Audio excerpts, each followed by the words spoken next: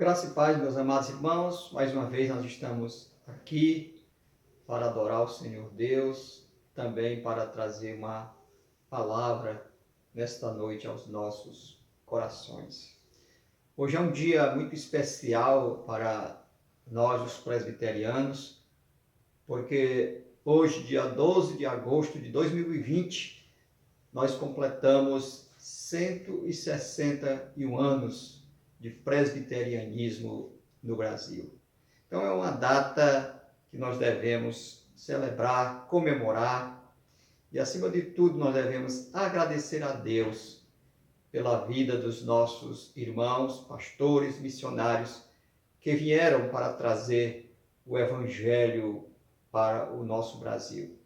Hoje também é uma data muito especial para nós que fazemos parte da nossa Junta de Missões Nacionais da IPB. Hoje a Junta de Missões completa 80 anos de existência. São 80 anos evangelizando o Brasil, são 80 anos plantando igrejas presbiterianas em solo brasileiro. Nós estamos em todos os estados da nossa federação. Certamente não em todas as cidades. Há um grande desafio ainda para chegarmos a atingir todas as cidades. Mas certamente nós temos muitos motivos para comemorar, para celebrar o nosso Deus. Eu gostaria de ler nesta ocasião, neste momento, o texto da Palavra de Deus, que se encontra em Hebreus capítulo 13, no verso 7. Hebreus 13, 7 diz assim: Lembrai-vos dos vossos guias, os quais vos pregaram a palavra de Deus, e considerando atentamente o fim da sua vida, imitai a fé que tiveram. Que Deus abençoe a sua palavra no nosso coração. Vamos orar. Nosso Deus, nosso bendito Pai, neste dia, Senhor, tão importante para nós, cristãos, presbiterianos, nós te rendemos graças, Senhor Deus, pela vida daqueles que vieram trazer o Evangelho lá dos Estados Unidos para o nosso Brasil. Te rendemos graças pela vida do reverendo Ashbel Green Simonton, que foi o pioneiro em terras brasileiras, trazendo a tua palavra para os nossos corações. Demos graças pela sua vida, apesar de ser muito curta, nos deixou grandes exemplos de amor, de fidelidade e de empenho na evangelização dos povos. Te rendemos graças também pela nossa Junta de Missões, que hoje completa 80 anos, Senhor. Pai, há muitos desafios, muito já foi feito, mas ainda há muito por fazer. Pedimos neste momento que Tu nos ajude a entender e a compreender a Tua palavra. Ajuda-nos, Senhor Deus, através do Teu Espírito Santo. Em nome de Jesus, amém. Meus irmãos, este versículo muito conhecido diz assim: lembrai-vos dos vossos guias. Primeira coisa que nós devemos ressaltar nesse texto é a questão do lembrar, a lembrança que nós devemos ter daqueles que pregaram a palavra de Deus, os nossos guias, aqueles que nos antecederam, aqueles que vieram antes de nós, aqueles que nos pregaram, diz aqui a palavra de Deus, os quais vos pregaram a palavra de Deus. Eles não pregaram outra coisa. E é nisso que nós devemos nos ater.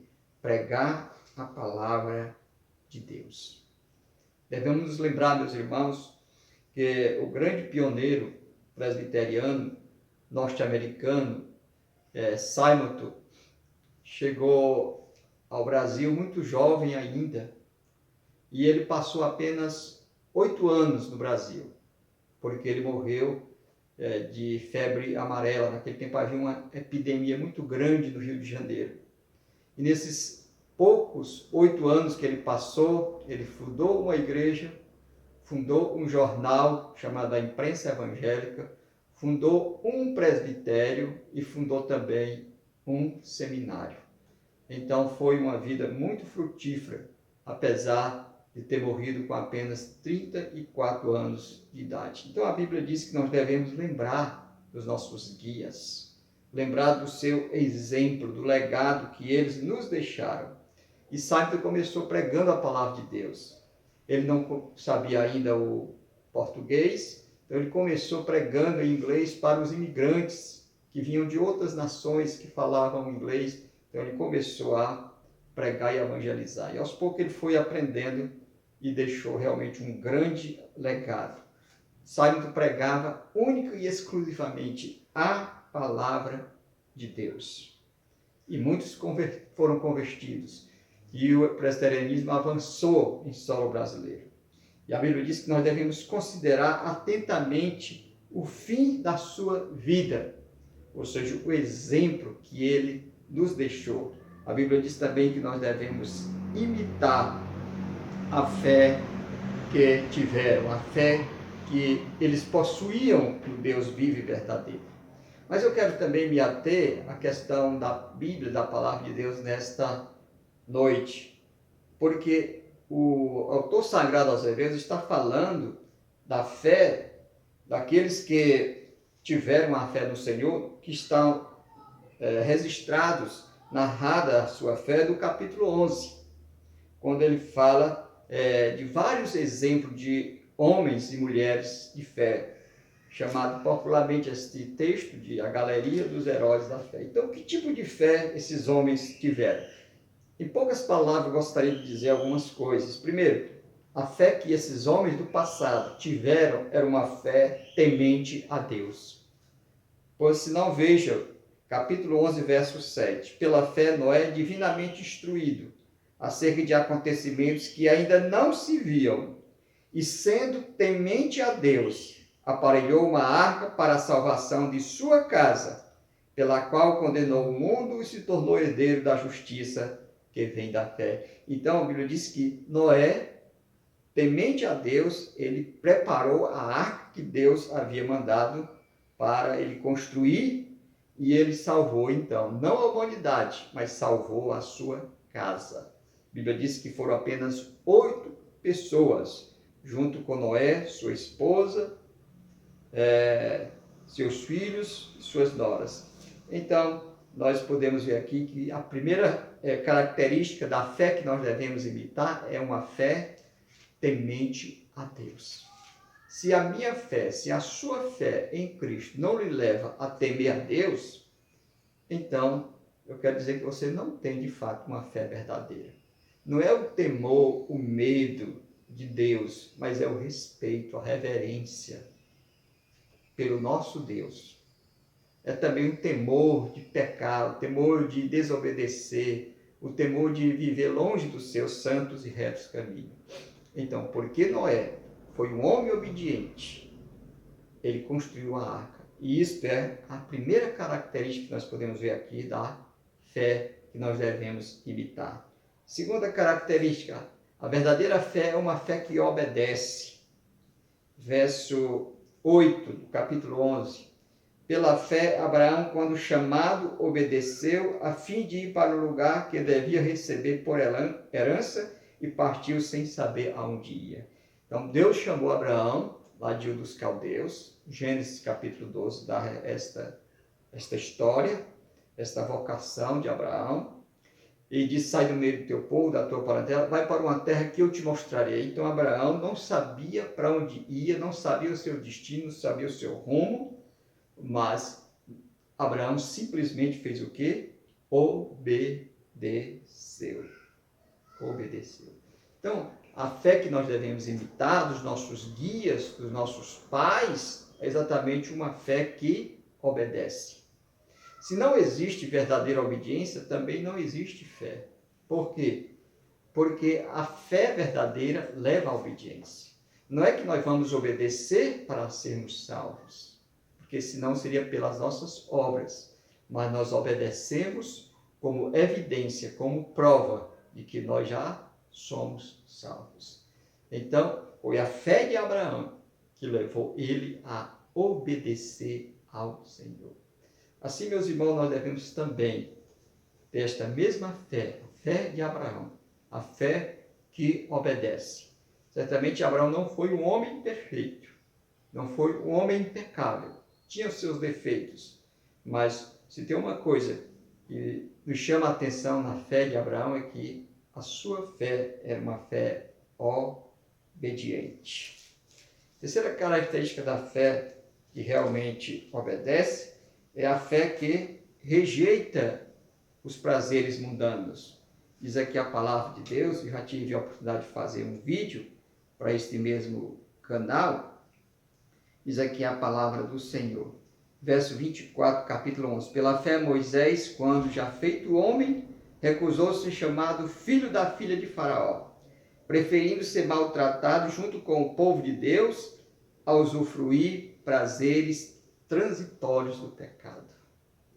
Então, como já expliquei no outro vídeo, o que levou Moisés a abandonar o Egito, abandonar o palácio, os prazeres, o luxo,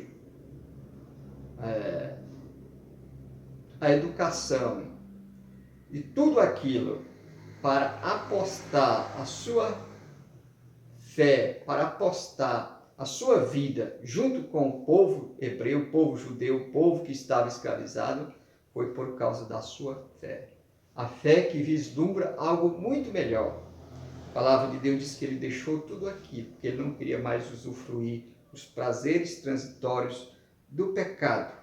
Deixou os tesouros do Egito, deixou suas riquezas, deixou o luxo, deixou o prazer, deixou tudo. Por causa da sua fé, ele abandonou o Egito. E a Bíblia diz também que ele não ficou com medo da fúria, da cólera do faraó, mas ele permaneceu firme como aquele que vê o invisível. Então essa é a terceira característica da fé que nós devemos imitar. Mas existe outra característica também, que muitas vezes não é falada, que não é mencionada. A verdadeira fé, que diz aqui Hebreus 13, 7, que nós devemos imitar, é a fé que suporta o sofrimento.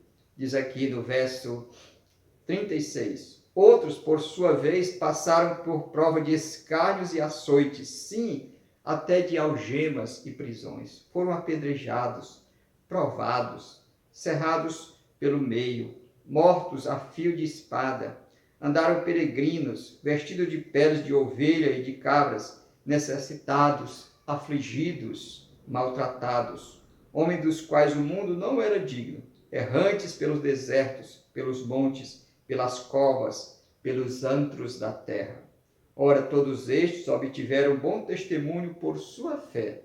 Não obtiveram, contudo, a concretização da promessa, por haver Deus provido coisa superior a nosso respeito, para que eles, sem nós, não fossem aperfeiçoados. Meus irmãos, se vocês não sabem, mas agora eu fico sabendo que todo o livro de Hebreus foi escrito para encorajar os hebreus a não abandonarem a fé em Jesus. Eles haviam recebido a Cristo, haviam abraçado a fé, mas agora muitos estavam retornando ao judaísmo, por causa especialmente da perseguição. Então, o autor sagrado incentivando eles, mostrando que eles tinham muitos exemplos, que chama nuvem de testemunha.